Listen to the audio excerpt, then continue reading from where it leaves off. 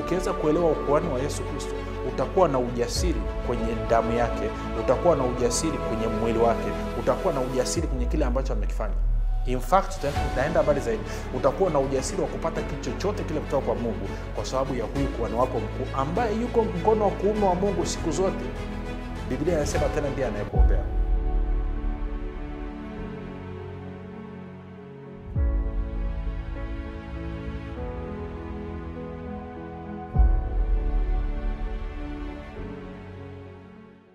Popote pale ulipo rafiki, na kukaribisha katika mafundisho ya Kristo kupitia vipindi vya neema na kweli. Jina langu naitwa Huruma Gadi. Ninafuraha kwamba umeweza kuungana nami kwa mara nyingine tena ili kuweza kusikiliza kile ambacho Bwana wetu Yesu Kristo ametuandalia. Kumbuka tu mafundisho ya Kristo yanakuja kwako kila siku, muda na wakati kama huu, yakiwa na lengo la kujenga na kuimarisha imani yako wewe unanisikiliza, ili uweze kukua na kufika katika cheo cha kimo cha utimilifu wa Kristo. Kwa lugha nyingine, ufike mahali uweze kufikiri kama Kristo, kuzungumza kama Kristo na kutenda kama Kristo. Kufikiri kwako rafiki kuna mchango wa moja kwa moja katika kuamini kwako. Ukifikiri vibaya utaamini vibaya, lakini ukifikiri vizuri utaamini vizuri. Hivyo basi fanya maamuzi ya kufikiri vizuri, na kufikiri vizuri ni kufikiri kama Kristo, na ili uweze kufikiri kama Kristo unabudi kuwa mwanafunzi wa Kristo. Na mwanafunzi wa Kristo anasikiliza na kufuatilia mafundisho ya Kristo kupitia vipindi vya neema na kweli. Tunaendelea na somo letu, tunaangalia kumwamini Yesu Kristo maana yake nini, na wiki hii tunaangalia nafasi ya Bwana Yesu kama kuhani mkuu. Maana yake nini? Ukuhani wake mkuu unaathiri vipi uhusiano wetu na Mungu? Unachangia vipi katika kuboresha uhusiano wetu na Mungu? Unachangia vipi katika sisi kufaidi yale mema yote ambayo Mungu ameandaa kwa ajili yetu na amekwisha kuyafanya kupitia Yesu Kristo? Kwa hiyo ndio mambo ambayo tunaangalia, na kipindi chetu hichi ni cha pili. Kumbuka mafundisho haya pia yanapatikana katika YouTube channel yetu inaitwa Mwalimu Huruma Gadi. Ukifika pale usahau kusubscribe, like pamoja na kushare. Lakini pia kama ungependa kupata mafundisho kwa njia ya sauti, basi tunapatikana katika mtandao wa kijamii wa Telegram. Telegram inafanya kazi kama WhatsApp. Unaweza ukatuma ujumbe mfupi tukasema niunge na ukaunganishwa. Namba ni 0789500242 0789500242. Shukrani kwa Mungu, natoa shukrani kwa Mungu kwa ajili ya kwako wewe ambao umekuwa ukisikiliza na kufuatilia mafundisho ya Kristo kila itapo leo, lakini zaidi ya yote umekuwa ukihamasisha wengine nao waweze kushiriki, kujifunza, na nzuri zaidi umekuwa ukifuata wengine na kuwafundisha kile ambacho umejifunza. Kwa pamoja kama timu tunaleta tofauti ambayo Bwana Yesu alikusudia, ambayo ni kufanya mataifa yote kuwa wanafunzi. Napenda kumshukuru Mungu pia kwa ajili ya kwako wewe ambao umekuwa ukifanya maombi kwa ajili ya wasaji vipindi vya neema na kweli, kwa ajili ya kwangu mimi pamoja na timu yangu. Nasema asante sana kwa maombi yako. Maombi yako yanaleta tofauti kubwa sana, usichoke wala usiache. Kumbuka unapoombea wasaji vipindi vya neema na kweli, simamia Waefeso 1:17-18 na Wakolosai 1:9. Na mwisho napenda kutoa shukrani za dhati kwako wewe ambaye umekuwa ukichangia gharama za kupeleka injili kwa njia ya redio. Namshukuru Mungu sana sana kwa ajili yako. Asante kwa uaminifu wako, asante kwa upendo wako. Neema ya Kristo izidishwe juu yako na baraka yake izidi kutenda maajabu katika maisha yako, ili uweze kushiriki katika kila kazi njema ambayo Mungu anaitia ndani ya moyo wako. Baada ya kusema hayo rafiki, nataka tuendelee na somo letu sasa. Kumbuka tunamwangalia Yesu Kristo, Bwana wetu Yesu Kristo kama kuhani mkuu. Kwa hiyo tulianza kusoma katika Waebrania 3, tutasoma tena mstari wa 1 hadi wa 2. Anasema hivi: kwa hiyo ndugu watakatifu wenye kushiriki mwito wa mbinguni, mtafakarini sana mtume na kuhani mkuu wa maungamo yetu Yesu, aliyekuwa mwaminifu kwake yeye aliyemweka, kama Musa naye alivyokuwa katika nyumba yake Mungu.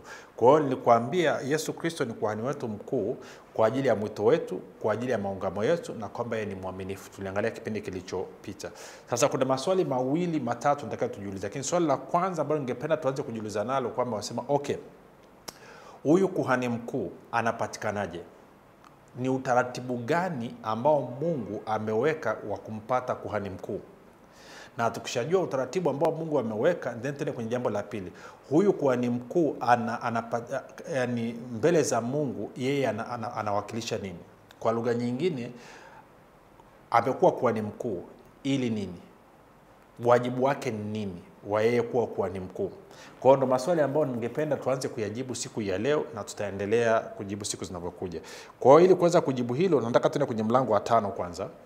Kwenye mlango wa 5 mstari ule wa 4 na wa 5 unatupa jibu jinsi ambavyo Yesu Kristo Bwana wetu amekuwa kuhani mkuu na utaratibu ambao Mungu ameutumia. Kwa hiyo mstari ule wa 4 wa Waebrania 5 mstari wa 4 hadi wa 5 anasema hivi: Anasema na hapana mtu ajitwaliaye mwenyewe heshima hii, yani ya kuwa ni mkuu, ila yeye aitwaye na Mungu, kama vile Haruni. Vivyo hivyo Kristo naye hakujitukuza nafsi yake kufanywa kuhani mkuu, lakini yeye aliyemwambia, ndiwe mwanangu, mimi leo nimekuzaa. Kama asenavyo mahali pengine, ndiwe kuhani milele kwa mfano wa Melkizedeki. Sasa mstari wa 4 na wa 5 na wa 6 niruhusu nisome kwenye Biblia ya Neno, alafu baadaye tena kwenye TKU, alafu nitafafanua vitu vichache. Anasema hivi, haleluya. Anasema hakuna anayejitwalia heshima hii mwenyewe, yani ya kuwa ni mkuu, ni lazima aitwe na Mungu kama vile Aroni alivyoitwa. Na Kristo hakujitwalia utukufu yeye mwenyewe wa kuwa kuhani mkuu, bali Mungu alimwambia, wewe ndiwe mwanangu, leo mimi nimekuzaa. Pia mahali pengine asema, wewe ni kuhani milele kwa mfano wa Melkizedeki. Sasa kwenye TKU anasema hivi, kuwa kuhani mkuu ni heshima. Kuwa kuhani mkuu ni heshima, lakini hayupo anayejichagua mwenyewe kwa ajili ya kazi hii. Kwa huwezi ukajichagua, huwezi ukajiteua mwenyewe kwa ajili ya kazi hii. Anasema mtu huyo, yani anateuliwa kwa kuhani mkuu, anapaswa kuwa amechaguliwa na Mungu kama ilivyokuwa Haruni. Kwa hakuna mtu anaweza kuwa kuhani mkuu. Kuhani mkuu anateuliwa na Mungu, anachaguliwa na Mungu kama ambavyo Haruni alichaguliwa na Mungu. Anasema ndivyo ilivyo hata kwa Kristo. Hakujichagua mwenyewe kuwa na heshima na kuwa kuhani mkuu, lakini Mungu alimchagua. Mungu akamwambia, wewe ni mwanangu, leo nimekuwa baba yako. Na katika sehemu nyingine ya maandiko Mungu anasema, wewe ni kuhani mkuu milele kama Melkizedeki alivyokuwa kuhani. Sasa kuna vitu kadhaa vya kuvizungumza hapa. Kwa kitu cha kwanza anasema kwamba kitendo cha Kristo kuwa kuhani mkuu maana yake ameteuliwa, amechaguliwa na Mungu, na ananukuu vifungu viwili vya neno. Lakini kabla ya kuanza kuangalia vifungu viwili ambavyo amevinukuu, nataka tuangalie kitu hichi. Anasema kwamba kwenye kazi ya kuhani mkuu mtu ajichagui mwenyewe, hajipendekezi mwenyewe, hajiteui mwenyewe. Inabidi achaguliwe, ateuliwe na Mungu. Tuko sawa? Kwa hiyo kwenye Agano la Kale kuhani mkuu wa kwanza ambaye tunamuona katika Biblia akitajwa ni Haruni, ambaye aliteuliwa na Mungu. Of course wanae walirithi baadaye, lakini kuhani mkuu wa kwanza ni Haruni. Na Haruni alikuwa ameteuliwa kwa ajili ya kushughulika na alikuwa akishughulika nayo. Lakini katika Agano Jipya tunaye kuhani mkuu, na huyu kuhani mkuu ni Yesu Kristo. Lakini anasema ukuhani wake mkuu ni ukuhani kwa mfano wa Melkizedeki. Tutaenda muda si mrefu kuangalia habari za Melkizedeki. Kwa hiyo nachotaka ukiona ni kitu hichi, kwamba kuna watu huwa wanadhani kwamba kiongozi wa dhehebu lao ndo kuhani wao mkuu. Kwa kuwa Biblia inasema kwamba tumefanywa kuwa wafalme na makuhani, then wanadhania kwamba sisi ni wafalme na makuhani, na mchungaji wangu, mtume na nabii, mwalimu wangu, kiongozi wangu, yeye ni kuhani mkuu. Hiyo kitu haipo. Katika Agano Jipya kuhani wetu mkuu ni mmoja tu, na jina lake anaitwa Yesu wa Nazareth, ambaye ndiye Kristo, mfalme na Bwana na mkuu wa ulimwengu. Hakuna mtu mwingine awaye yote ana hiyo nafasi ya kuhani mkuu. Hilo ni vyema tukalielewa asubuhi mapema. Nitarudia tena. Askofu wako, mchungaji wako, mtume na nabii wako, mwalimu wako, muite vyovyote unavyomuita, hawezi hata siku moja akawa kuhani wako mkuu. Kwa nini? Kwa sababu katika Agano Jipya kuhani mkuu tule naye ni mmoja tu, na huyo kuhani mkuu ni Yesu Kristo. Na angalia Biblia inavyosema kwamba sio tu kama ni kuhani mkuu wa kawaida, lakini ni kuhani mkuu milele. Huyu ni kuhani mkuu milele kwa mfano Melkizedeki. Maana yake ni kwamba ameteuliwa kuwa kuhani mkuu milele. Sasa vitu vingi vya kuzungumza, lakini tuende hivyo hivyo. Kwa nini nalisitiza hilo? Nalisitiza hilo kwa sababu kuna hii dhana imeingia kwenye kanisa kwamba inapokuja kwenye swala la dhambi, basi kuhani wako mkuu ambaye ni kiongozi wako wa kanisa, mchungaji wako, askofu wako mkuu wa dhehebu lenu ndo anakuwa kuhani mkuu. Hicho kitu hakipo. Na hata ukizungumza na hao bwana wakubwa ambao nitasema hivi, huwezi ukasikia hoja kama hiyo kwenye kanisa la Katoliki. Wala huwezi ukasikia hoja kama hiyo kwenye kanisa la Lutheran. Wala makanisa makubwa kama vile Anglican, labda Moravian. Kwa sababu hawa watu wamesoma kwa kina, wamejifunza neno kwa kina, wanaijua historia ya kanisa, wanajua historia ya Agano la Kale na historia ya Agano. Vituko kama hivi unavikuta kwenye makanisa madogo madogo, makanisa ya kiroho, watu ambao hawajakanyaga mlango wa chuo. Watu ambao hawajakaa chini wakasoma. Okay, mimi sijaenda kwenye chuo, lakini nimekaa nimejifunza. Kwa hiyo na kusomea kitu ambacho neno limesema. Kwa hiyo siku nyingine ukutana na mtu akaanza kuambia kwamba kiongozi wa kanisani kwenu ndo kuhani mkuu, huyo mtu ni tapeli, hajui anachokizungumza, achana naye. Kuhani mkuu katika Agano Jipya tunaye mmoja tu, Yesu Kristo. Kwa kabla ya kuangalia ukuhani wake kwa mfano Melkizedeki, nirudi mstari wa kwanza, mlango wa 5, usikie kazi ya kuhani ni nini. Tuanzie kwanza hapo.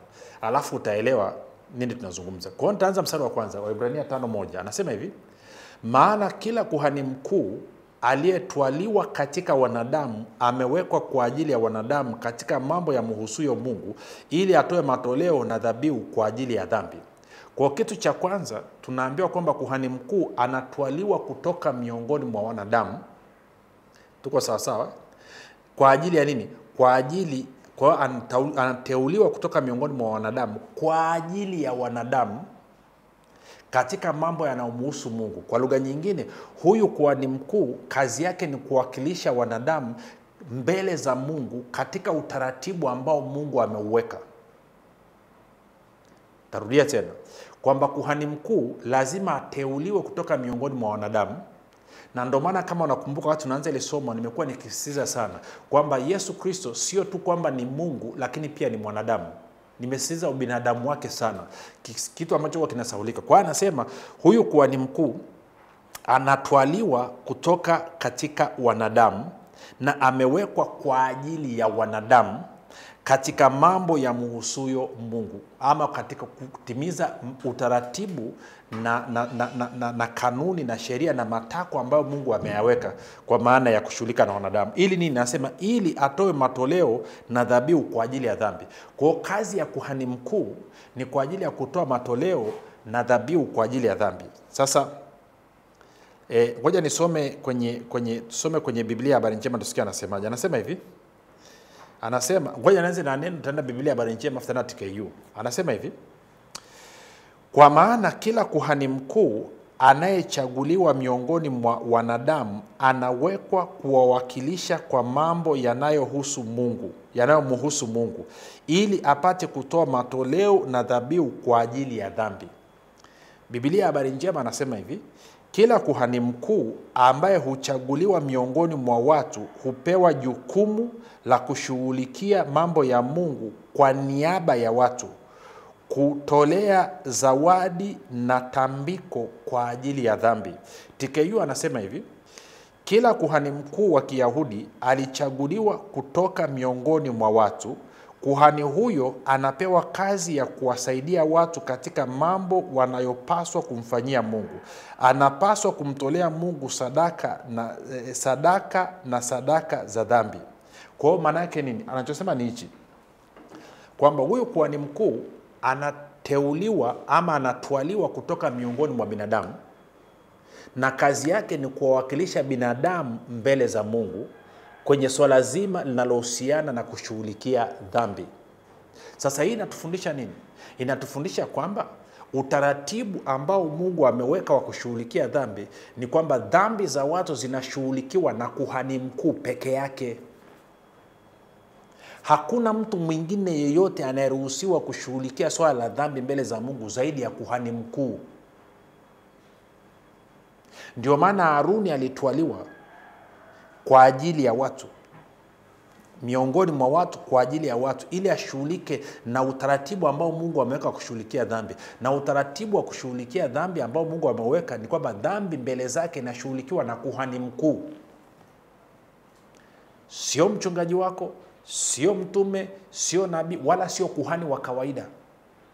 Ndio utaratibu ambao Mungu ameweka kwenye Agano la Kale na kwenye Agano Jipya. Sasa ni muhimu mimi na wewe tukakubaliana kufuata na kutii utaratibu ambao Mungu ameuweka. Kwa sababu ukienda na utaratibu mwingine wowote unatafuta matatizo. Ndio maana kwa mfano tuna story ya watoto wa Haruni waliamua kwenda kupeleka, wanasema, moto wa kigeni mbele za Mungu. Soma kwenye Lawi hiyo utaona kwamba walienda wakapeleka moto wa kigeni mbele za Mungu, wakaenda nje ya kanuni na utaratibu ambao Mungu ameweka, na kilichotokea ni kwamba waliuawa pale pale. Na Haruni akaambiwa kwamba watoto wako wamekosea utaratibu, wanataka kumzoea Mungu. Ameweka utaratibu maalum, wanao hawakufuata huo utaratibu, ndio maana wamepatwa na adhabu ya kifo.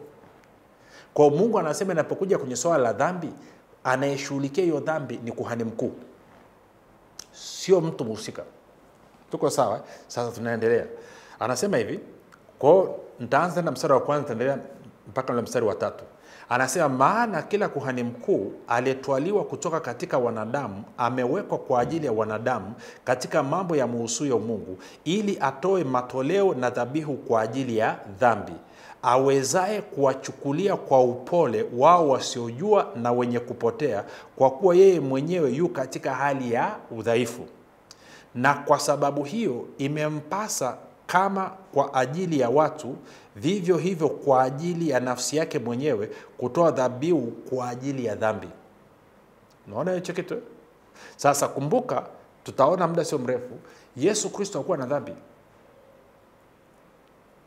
lakini damu yake ndiyo aliyoitoa kwa ajili ya kushughulikia dhambi zetu. Sio kana nielewa? Maana pasipo damu huwezi kupata ondoleo la dhambi. Ndio utaratibu ambao Mungu alikuwa ameuweka. Kwa sababu anasema huyu kuhani mkuu Yesu, naye kama kuhani wetu mkuu, aliteuliwa na Mungu kwa ajili ya kushughulikia dhambi zetu. Na anasema ukuhani wake ni mfano wa Melkizedeki. Anasema vivyo hivyo, mstari wa 5. Nirudie mstari wa 4. Na hapana mtu ajitwaliaye mwenyewe heshima hii ya kuwa kuhani mkuu, ila yeye aitwaye na Mungu kama vile Haruni. Vivyo hivyo Kristo naye hakujitukuza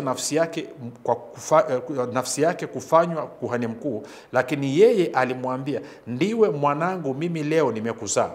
Kama yanenavyo mahali pengine, ndiwe kuhani milele kwa mfano wa Melkizedeki.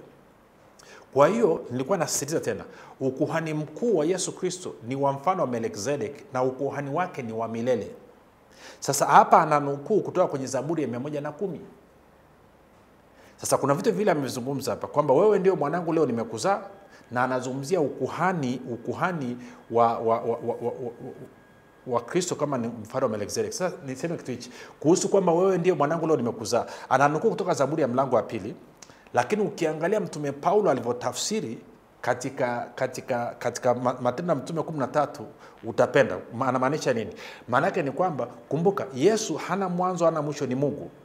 Ni mwana wa Mungu milele. Kwa hiyo anapozungumzia leo ndio nimekuzaa, anazungumzia katika context gani, mkutadha gani? Kwa hiyo nataka tuangalie vipengele vile. Twende kwenye Matendo ya Mitume. Haleluya.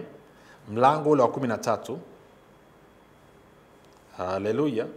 Alafu na vitu kadhaa nataka tuviangalia hapa. Kwa hiyo anasema hivi.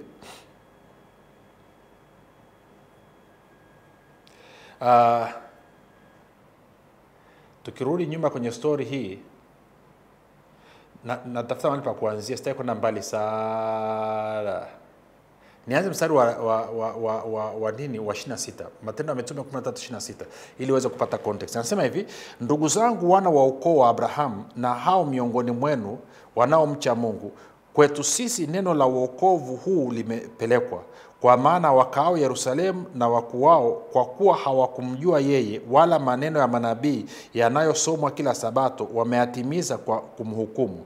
Na ijapokuwa hawakuona sababu ya kumfisha, wakamwomba Pilato auawe. Hata walipokwisha kumaliza yote yaliyoandikwa, wakamteremsha katika ule mti, wakamweka kaburini. Lakini Mungu akamfufua katika wafu, akaonekana siku nyingi na wale waliopanda naye kutoka Galilaya hata Yerusalemu, ambao sasa ndio walio mashahidi wake mbele ya watu. Na sisi tunawahubiri habari njema ya ahadi ile waliopewa mababa, ya kwamba Mungu amewatimizia watoto wetu ahadi hiyo kwa kumfufua Yesu, kama ilivyoandikwa katika Zaburi ya 2, wewe ndiwe mwanangu, mimi leo nimekuzaa. Unaona kitu? Wewe ndiwe mwanangu, mimi leo nimefanya nini? Nimekuzaa.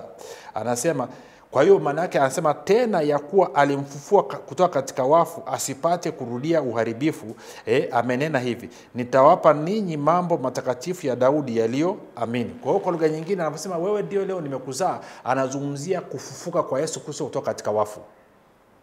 Hilo ni la kwanza. Lakini mbali ya hilo, alinukuu pia akasema kwamba wewe ni kuhani mkuu kwa mfano wa Melkizedeki.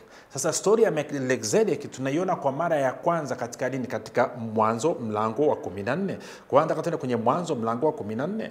Mwanzo mlango wa 14. Kama unakumbuka, wakati Abrahamu ametoka kumkomboa Lutu wakati alikuwa ametekwa, akaenda akapigana nao, alafu akamkomboa Lutu. Wakati anarudi, nianze mstari wa 17. Mwanzo 14:17. Anasema Abraham aliporudi kutoka kumpiga Kedorlaoma na wale wafalme waliokuwa pamoja naye, mfalme wa Sodoma akatoka amlaki katika bonde la Shawe, nalo ni bonde la mfalme. Na Melkizedeki mfalme wa Salemu akaleta mkate na divai, naye alikuwa kuhani wa Mungu aliye juu sana. Akambariki, yani akambariki Abraham, akasema, Abraham na abarikiwe na Mungu aliye juu sana, muumba mbingu na nchi, ahimidiwe Mungu aliye juu sana, aliyewatia adui zako mikononi mwako. Abraham akampa fungu la 10 la vitu vyote. Kwa hiyo anasema, kwa hiyo Melkizedeki ambaye ndo kuhani mkuu wa Yesu ameteuliwa kuwa kuhani mkuu kwa mfano Melkizedeki. Story ya Melkizedeki tunasoma kwa mara ya kwanza hapa. Na alipotokeza sio tu kwamba alimbariki Abraham, lakini pia alimpa divai na mkate, ikiwa ni ishara ya mwili na damu ya Yesu Kristo. Lakini story ya huyu Melkizedeki inazungumziwa pia katika Waebrania mlango wa 7. Kwa hiyo nataka tuende Waebrania mlango wa 7, alafu tuangalie, itakuwa muda unatuishia lakini sio mbaya. Waebrania mlango wa 7, nitaanza mstari wa kwanza. Anasema hivi, kwa maana Melkizedeki huyo mfalme wa Salemu, kuhani wa Mungu aliye juu, aliyekutana na Abrahamu alipokuwa akirudi katika kuwapiga hao wafalme, akambariki, ambaye Abrahamu alimgawia sehemu ya 10 ya vitu vyote. Tafsiri ya jina lake kwanza ni mfalme wa haki, tena mfalme wa Salemu, maana yake mfalme wa amani. Unaona kitu? Kwa huyu Melkizedeki ambaye alikuwa ni mfalme wa haki, ni mfalme wa amani. Alafu anaendelea anasema hivi, huyu Melkizedeki hana baba, hana mama, hana wazazi, hana mwanzo wa siku zake wala mwisho wa uhai wake, bali amefananishwa na mwana wa Mungu. Huyo adumu kuhani milele. Basi angalieni jinsi mtu huyo alivyokuwa mkuu, ambaye Abrahamu baba yetu mkuu alimpa sehemu ya 10 ya nyara. Na katika wana wa Lawi nao wale waupatao ukuhani wana amri kutoa sehemu ya 10 kwa watu wao, yaani ndugu zao, kwa agizo la sheria, ijapokuwa wametoka katika viuno vya Abrahamu.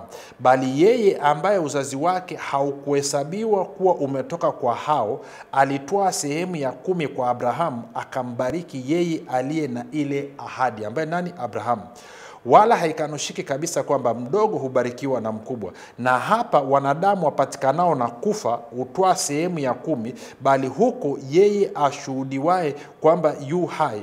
Tena yaweza kusemwa ya kuwa kwa njia ya Abrahamu hata Lawi apokeaye sehemu ya 10 alitoa sehemu ya 10, kwa maana alikuwa katika viuno vya baba yake hapo Melkizedeki alipokutana naye. Kwa hiyo anazungumzia habari ya Melkizedeki kwamba hana mwanzo, hana mwisho, hana baba, hana mwanzo. Ndio maana ni kuhani wa milele. Na tunafahamu Yesu Kristo hana mwanzo, hana mwisho.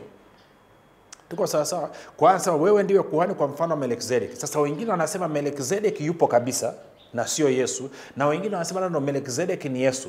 Haijalishi. Tunachotaka nikione hapa ni kwamba ukuhani wa Bwana wetu Yesu Kristo ni ukuhani kwa mfano wa Melkizedeki na wala sio kwa mfano wa Haruni.